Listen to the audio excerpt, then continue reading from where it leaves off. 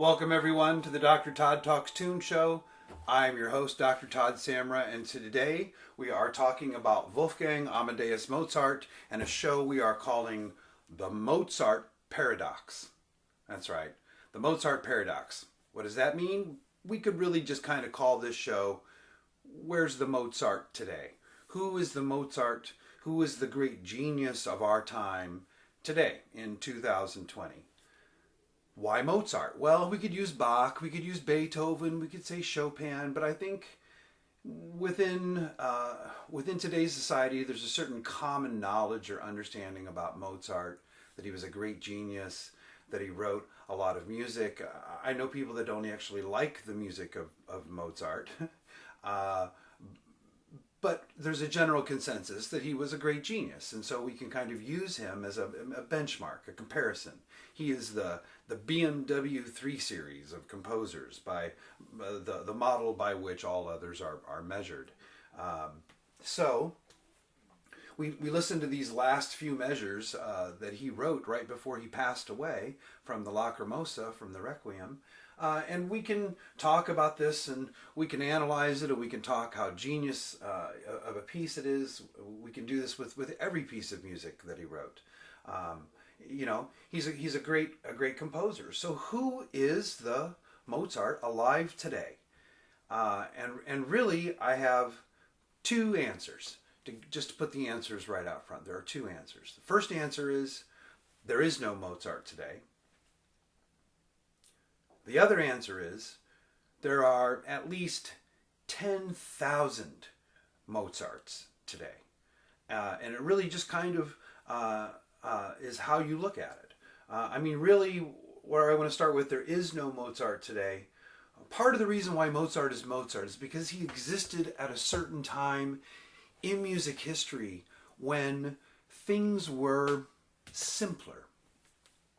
Mozart lives from 1756 to 1791, and we really associate the time period of the classical period within classical music to be the period of Mozart and Haydn and early Beethoven and Sammartini and Albrechtsberger and Boccherini and Cherubini and a lot of great composers.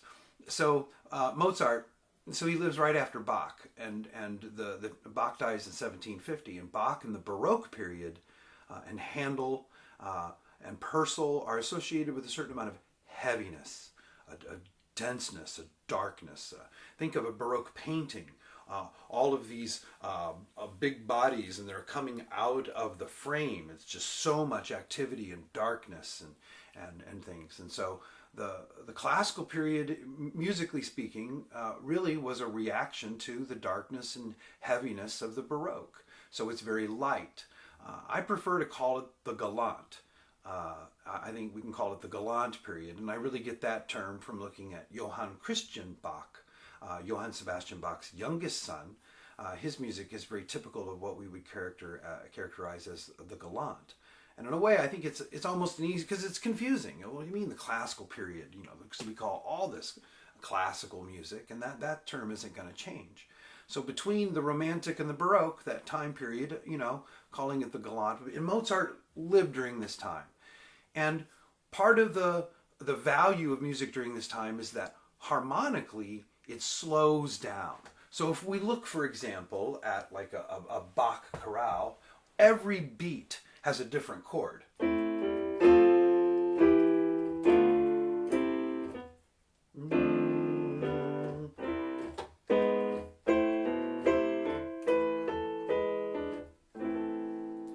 But if we look at something by Mozart that's relatively simple, we can see where one chord is going to extend for a longer amount of time, meaning it has a slower harmonic rhythm. The harmonic changes happen more slowly.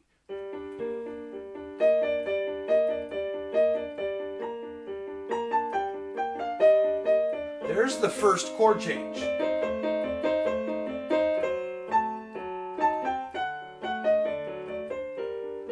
And so it spreads the chords out, and you have more time or space within a harmonic structure to express yourself. And so Mozart really was taking advantage of this simplicity. So he really is kind of the right time, the right person, the right place, the right style to be the person that he was. It was a coming together of a lot of these things. And of course, a lot of it came from the education from his father, Leopold Mozart, who's a very important figure in music. He wrote a very important treatise on how to play the violin, from which we know a lot about the interpretation of 18th century music. It turns out today it's a very important document that has been applied to more than just how to play the violin. So Leopold Mozart, he had this genius son and daughter, Wolfgang's sister Nannerl, and he would take them on display around Europe. And this made him more famous, and it made his children famous. And of course, as Mozart grew up, lots of people in high society already knew who he was because they remember him from when he was a child and did these amazing things. And during his short life, he wrote an amazing amount of music, well over 600 pieces, and that includes full operas. He wrote some of the best operas of all time. He wrote really the best operas of the late 18th century. I think that's pretty safe to say, both in comedic Italian opera buffa and serious German Singspiel and that kind of thing. He wrote concertos. Look at all of the different piano concertos that he wrote. I mean, it's almost 30 violin concertos, all kinds of concertos for bassoon, the clarinet concerto, one of the most important concertos for that instrument. He wrote all these great concertos. He wrote string quartets. He wrote piano music. He wrote a large amount of music. He wrote church music. He wrote the Requiem at the end of his life.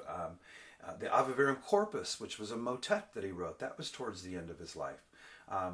He wrote a lot of music. So when comparing people today, it's like, well, how many people today write in all of those different genres and as successfully in all those different genres? So that right there makes it difficult to compare him. But we're living in a different time. Mozart's time, all of these elements were much simpler, and so his genius was kind of allowed to shine in a way that today we're really competing against all of the music of the Romantic period and all of the harmonic development of Chopin and of Brahms and the deep richness of music like Mahler and Richard Strauss and the depth of emotion that these things feel are much deeper than what Mozart's music really can convey, because it's from a simpler time. So that comparison, there's really no way to say there. So there are 0 Mozarts alive today because the comparison is really quite impossible. Part 2. There are 10,000 Mozarts today. And in my experience and what I've seen in working for the Monterey Symphony and witnessing other times and places in my life, just these tremendous, talented people that are geniuses. We had a young man come play from the Curtis Institute a couple years ago with the Monterey Symphony. This young man, I think we did Mozart Piano Concerto 27. Absolute genius. Played it perfectly, flawlessly, musically, historically accurately. And turns out he has this love affair with opera and playing opera pieces, solo piano works and all these things. And he's a genius. And really, he's one of the greatest examples. But I also believe there are 10,000 other people in the world out there just like him, who are creative geniuses, piano virtuosi. I could never be a piano virtuosi. I'm not really that kind of pianist. I'm more of an accompanist. I'm more of a piano player compared to these people, compared to these tremendously talented people that are playing piano concertos and are giving these amazing recitals, and in terms of their skill level and mastery of that instrument. So what we're really talking about there is virtuosity. And virtuosity is a terribly misused term today. to me, it means complete mastery, the ability to sight read, the ability to play things flawlessly. But you can train people over time and years to play a really complicated piece flawlessly. But, you know, how well can they read, like let's say a Beethoven sonata or a Mozart sonata the first time through? Can they sight read it? I mean, there should be a certain level of mastery of the instrument, and you can just do that at first reading. So virtuosity sometimes gets overused, but I want to point you to an example of Yuja Wang, who is just one of my favorite artists today. And I'm gonna put this cue up here to go watch this video of her playing the Profiev Toccata. It's one of the most impressive things you'll ever see. It's like Prokofiev wrote that piece for her, and her accuracy and her ability to play musically, and to watch the other, because she's doing it as an encore, so to watch the other musicians in the orchestra sit and watch her play and their reactions to what she's doing. I mean, she's clearly a genius.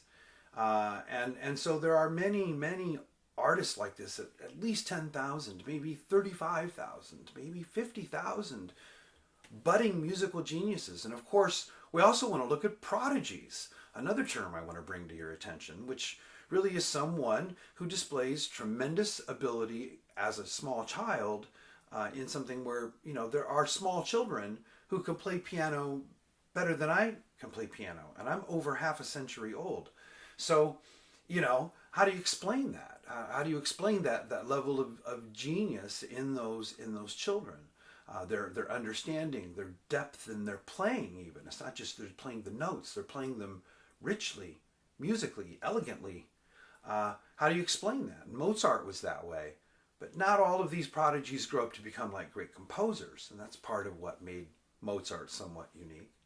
But in the case of like my friend Michael I was talking about earlier, who came to play with Monterey, this young genius, I mean, he's a creative genius also. And there are many great creative geniuses, but the nature of music has changed. The process of composing, and that we have composers who aren't necessarily instrumentalists. They don't necessarily play an instrument. You know, it's rare to find a conductor that doesn't have an instrument. Their instrument might be piano, their instrument might be percussion or violin, or oboe. But they played an instrument before they became a conductor. That's not always true with composers these days. Things are so specialized.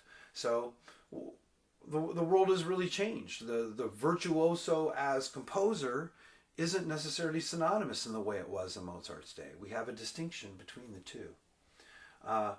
So really the answers are there are no Mozarts, and there are many Mozarts. And I like to look at the glass as more half full, and that there are just so many incredible, great musical geniuses alive and well and working and giving in our world today, that like, let's focus on that positive and not focus on maybe what we're missing and why is there no Mozart around today, you know, right? Anyway, that's pretty much this episode. Next week, I'm very excited to present an episode on Stevie Nicks, and we're going to tie in a little bit of Hildegard von Bingen, and we're calling the episode "The Divine Feminine," and the effect of the divine feminine in music. And Stevie Nicks is a tremendous example for that. We also have an episode coming up on Van Halen is Vivaldi, which is really a tutorial or an introduction to Vivaldi, but we're going to talk about Van Halen because it's kind of a connection and it sounds cool. You know, Van Halen is Vivaldi. Anyway, thank you for joining us today, ladies and gentlemen, on Dr. Todd Talks Tunes. Please subscribe to our channel, and please tune in to us again next time. Thank you.